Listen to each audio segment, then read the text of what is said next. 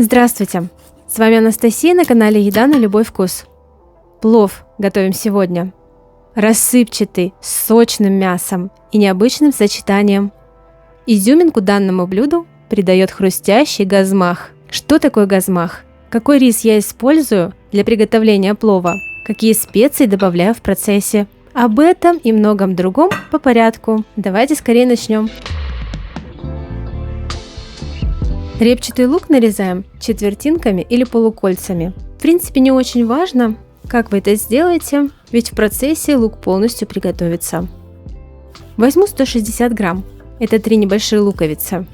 Пропорции в этом рецепте можно менять и не обязательно соблюдать точные граммы. Готовим азербайджанский плов. А чем он отличается от узбекского, также расскажу. Если вы уже знаете, пишите прямо сейчас в комментариях. Мясо берем любое, на ваш выбор. В этот раз я решила взять говядину 300 грамм и 200 граммов куриного филе. Если говядина жесткая, то она может испортить весь плов. Но тут вариант тоже есть. Жесткую говядину просто отдельно необходимо будет потушить до готовности. Расскажу подробнее в процессе. Наш канал вы можете найти в Instagram, TikTok, популярных соцсетях, Одноклассники, ВКонтакте и на Дзене. Ссылки дублирую в описании. Рис для плова использую длиннозерный басмати. Он никогда не подводит, придает особый вкус плову, всегда получается сыпучим. Обязательно промываю рис несколько раз и затем заливаю его водой. Сейчас необходимо довести его до кипения. Когда слегка начнет закипать, можно добавлять молотую куркуму, чайную ложку. С помощью куркумы мы придадим красивый желтый цвет рису. Хорошо размешиваем. Здесь пол чайной ложки остается для мяса. На столовой ложке топленого или сливочного масла хорошо обжариваем измельченный репчатый лук.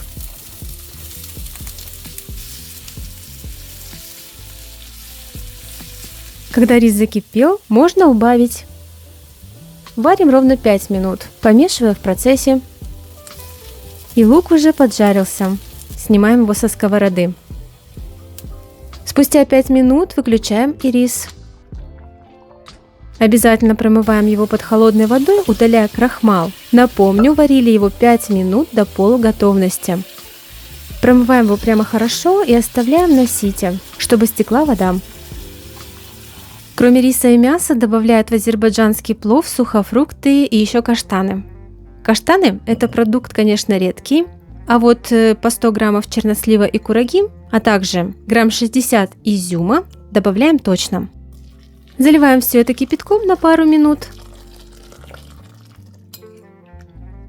Затем тщательно промываем и осушим бумагой от лишней влаги. Курагу предпочитаю нарезать на полоски, так как она крупная. Но чернослив достаточно пополам.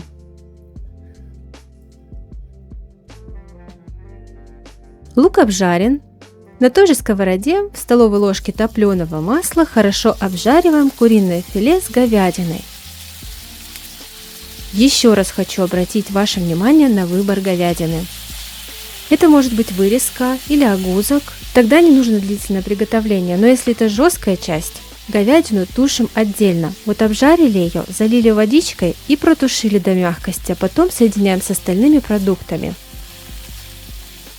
Я обжариваю все вместе, стараясь быстро запечатать сок. Добавляем обжаренный лук.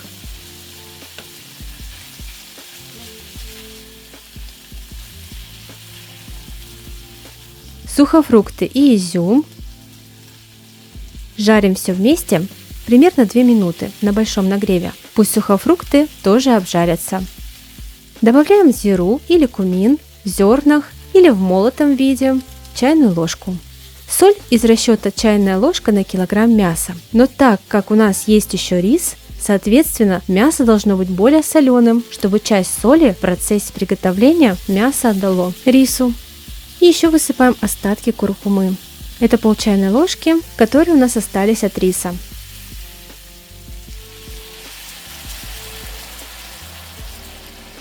Заливаем кипятком, чтобы он покрыл мясо, и будем тушить под крышкой 20 минут.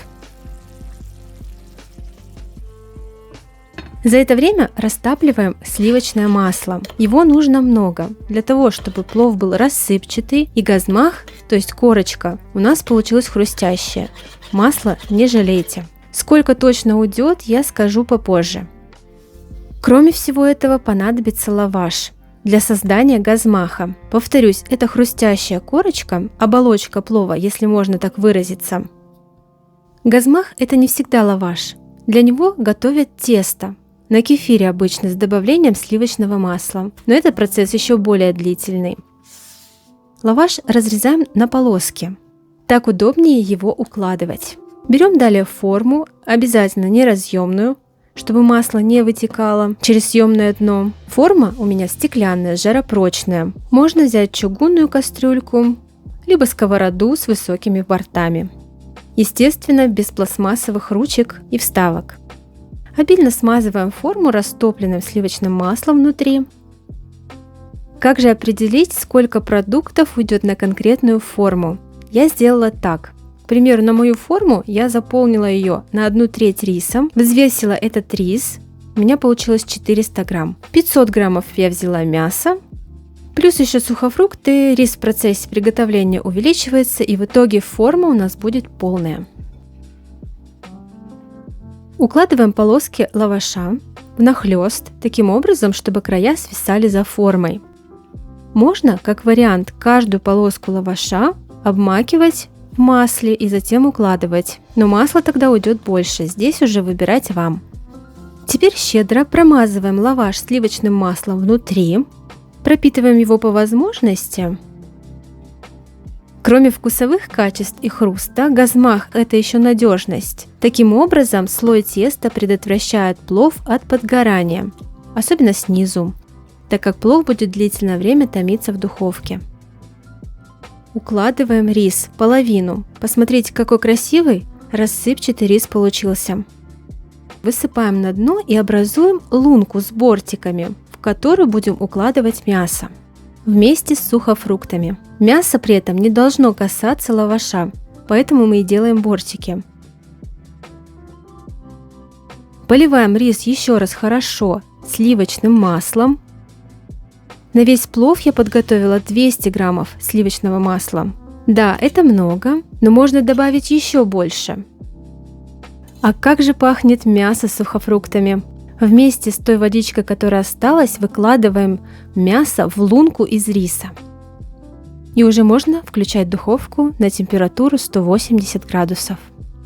Чем же отличается азербайджанский плов? Отличается он тем, что в нем каждая составляющая приготовлена до полуготовности до сборки блюда, а узбекский плов готовится сразу в одном казане. Засыпаем оставшейся половиной риса мясом, слегка придавим. Выльем еще, распределяя почти все сливочное масло. Нужно оставить пару ложек для верха лаваша.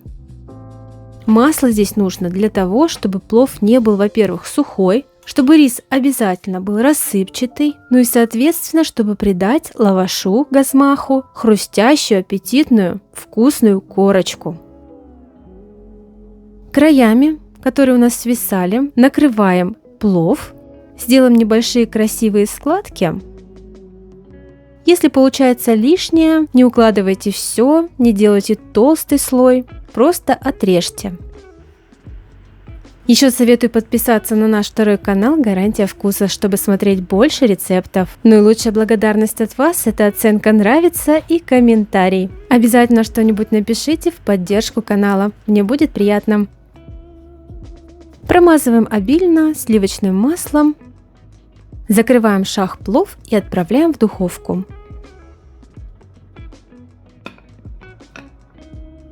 Ждем 1,5 часа, температура 180 градусов. Когда появится румяная аппетитная корочка, все готово. Примите меры предосторожности, если форма у вас такая же стеклянная, жаропрочная. Не ставьте ее на холодную или мокрую поверхность. Перепады температуры могут спровоцировать трещины. Аккуратно переворачиваем плов на большое блюдо. Желательно, чтобы оно было шире. И тут начинается волшебство.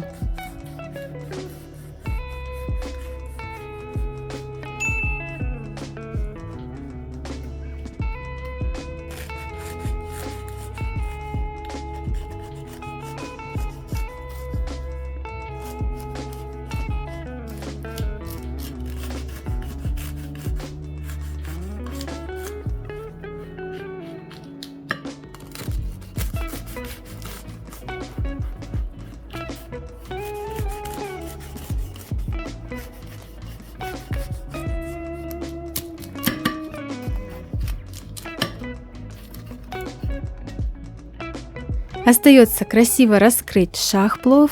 Смотрится это действительно по-королевски, как цветок.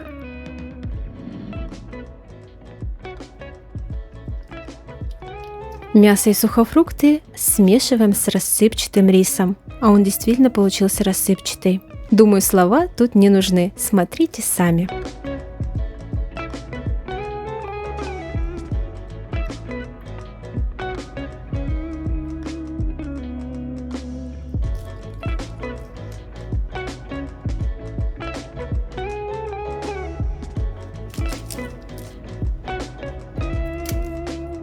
Как вам понравился рецепт? Жду ваши комментарии. Не забудьте поделиться видео с друзьями. Добрых вам праздников. Пока!